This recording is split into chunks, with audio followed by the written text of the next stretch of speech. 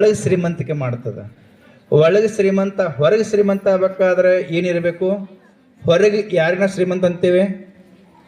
ಅವ್ರಂತ ದೊಡ್ಡ ಮಣಿ ಇರಬೇಕು, ಆಮೇಲೆ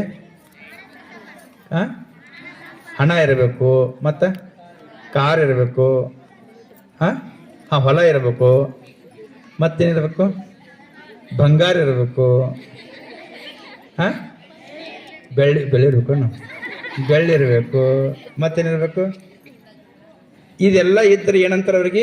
ಇವು ಹೊರಗೆ ಭಾಳ ಶ್ರೀಮಂತ ಅದಾನಂತ ಅಂತಾರೆ, ಹೌದಲ್ಲ? ಇನ್ನು ಒಳಗೆ ಶ್ರೀಮಂತ ಯಾರಿಗಂತೀವಿ?